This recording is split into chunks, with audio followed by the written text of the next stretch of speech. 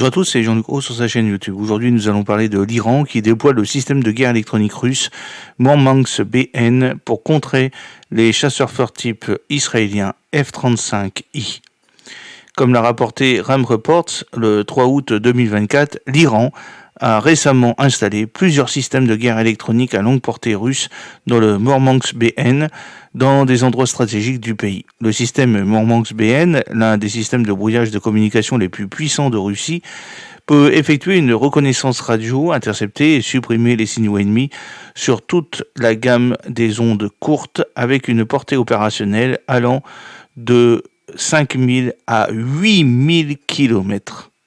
Cette installation intervient dans un contexte de tension croissante avec Israël suite à l'assassinat du chef du bureau politique du Hamas, Ismail Haniyeh, à Téhéran. L'Iran a récemment donc installé plusieurs systèmes de guerre électronique longue portée russes, dont le Mormansk BN, l'un des systèmes de brouillage de communication les plus puissants de Russie avec une portée opérationnelle allant jusqu'à 5000 à 8000 km. Au 5 août 2024, la situation entre l'Iran et Israël est extrêmement tendue et volatile. L'assassinat du chef politique du Hamas à Téhéran, dont Israël est soupçonné d'être l'auteur, a considérablement accru les tensions. Cet événement fait suite à l'assassinat d'un responsable militaire du Hezbollah à Beyrouth par les forces israéliennes. Téhéran a menacé de représailles d'importantes Israël ainsi que ses mandataires tels que le Hezbollah, le Hamas et les Houthis, tandis que Israël a mis en garde contre de sévères mesures de rétorsion contre toute agression de ce type. Le 5 août 2024, Hossein Defender a rapporté que lors d'une réunion avec les responsables militaires et de défense, le Premier ministre israélien a discuté d'une éventuelle frappe préventive contre l'Iran. Une telle frappe ne serait autorisée que si des renseignements précis confirmaient que l'Iran était sur le point de lancer une attaque contre Israël. Pendant ce temps, la Maison-Blanche serait sur le point d'approuver une livraison de 1800 bombes Mark 84 de 2000 livres à Israël. Cette livraison avait été retenue pendant des mois après l'invasion israélienne de Rafah avec le sud du Gaza. Et oui, cependant, la moitié de cette livraison, composée de 1700 bombes Mark 82 de 500 livres, avait déjà reçu l'approbation de l'administration Biden début juillet. Ces munitions seront cruciales pour l'armée de l'air israélienne si une guerre à grande échelle éclate avec le Hezbollah ou le Liban.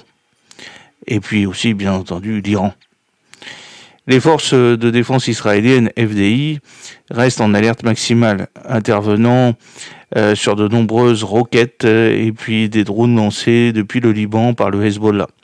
Israël a mené de vastes opérations au Yémen, au Liban et à Gaza, ciblant des mandataires iraniens tels que les Houthis et le Hamas.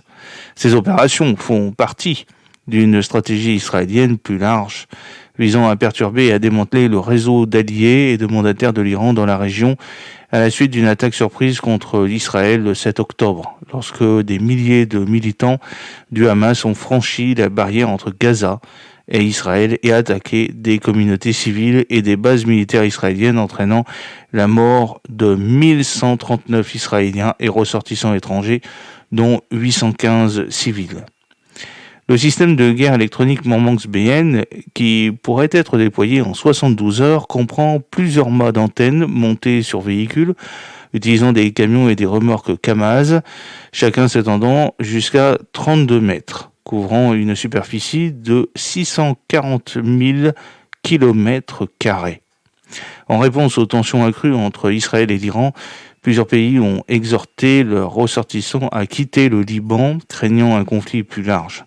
Les États-Unis, le Royaume-Uni, l'Australie, la France, le Canada, la Corée du Sud, l'Arabie Saoudite, le Japon, la Turquie, la Jordanie ont tous émis des avis de sorte du Liban à leurs citoyens.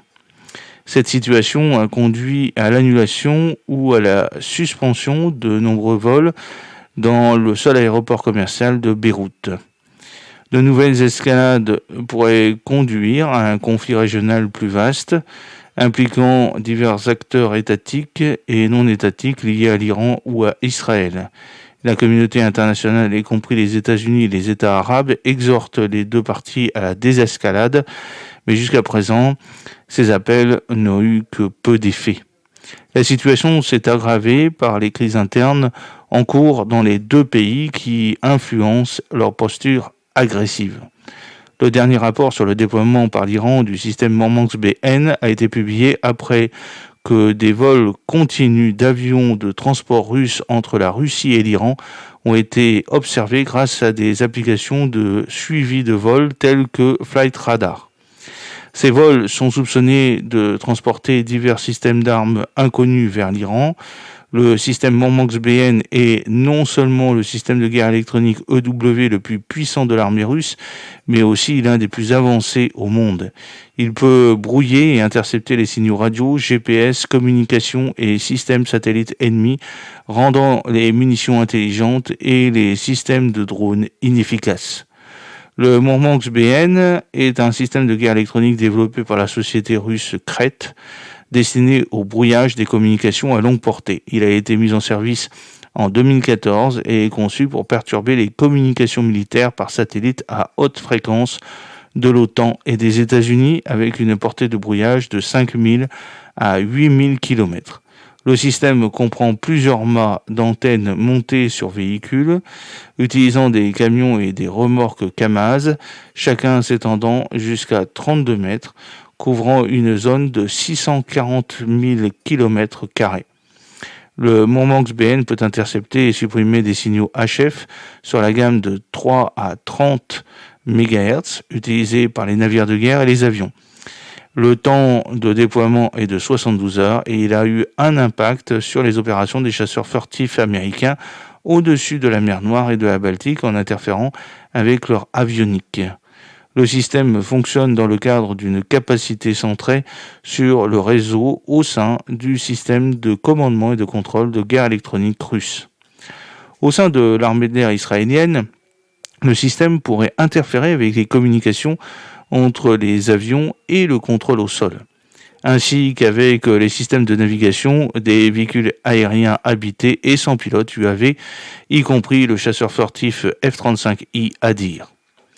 L'efficacité des systèmes de guerre électronique russes a suscité une attention considérable, notamment à la lumière de leur utilisation dans le conflit en cours en Ukraine. Ces systèmes ont été reconnus comme ayant neutralisé des cibles militaires occidentales modernes et causé des perturbations importantes dans les opérations de l'OTAN. Des rapports indiquent que les pilotes de l'OTAN ont subi des pertes de communication et de graves maux de tête en raison des niveaux élevés de radiation émises par ces systèmes de guerre électronique. L'Occident ne dispose actuellement pas de contre-mesures efficaces contre ces systèmes de guerre électronique russes avancés qui continuent d'être perfectionnés et améliorés en fonction de l'expérience acquise au combat. Pour les forces militaires israéliennes, notamment l'armée de terre, l'armée de l'air et la marine, la présence du système Mormansk-BN pourrait constituer une menace importante en cas de conflit régional plus étendu.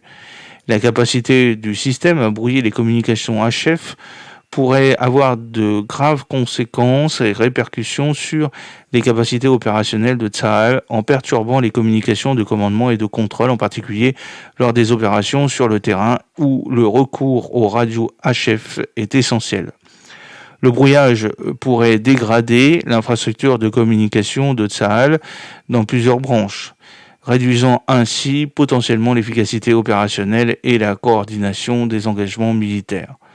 Au sein de l'armée d'air israélienne, le système pourrait interférer avec la communication entre les avions et le contrôle au sol, ainsi qu'avec les systèmes de navigation des systèmes habités et sans pilote UAV. Cette interférence pourrait affecter la planification, le ciblage et l'exécution des missions, compromettant potentiellement les opérations aériennes. Des équipements spécifiques tels que les avions de combat F-35I Adir qui utilisent une gamme de systèmes de communication, notamment HF pour l'échange de données critiques pour la mission, et les drones Hermes 900 qui s'appuient sur des liaisons de communication sécurisées pour la navigation, le contrôle et la transmission de données pourraient être considérablement affectés. Pour la marine israélienne, les capacités du Mormanx BN pourraient perturber les communications entre navires et côtes. Cette perturbation serait particulièrement problématique pour la coordination lors des opérations navales et pour le maintien de la connaissance de la situation. En outre, le système pourrait affecter les systèmes électroniques à bord des navires de guerre, ce qui aurait un impact sur la navigation et d'autres fonctions critiques. Des actifs comme les corvettes de classe SAR 5 qui dépendent des communications HF pour diverses opérations et les sous-marins de la classe Dolphin qui communiquent avec les centres de communication et de commandement via des signaux HF lorsqu'ils font surface pourraient voir leur efficacité opérationnelle altérée. J'espère que cette petite vidéo vous a plu. N'oubliez pas de cliquer sur le pouce pour la promouvoir, de vous abonner si ce n'est pas encore fait et de partager cette vidéo sur vos réseaux sociaux.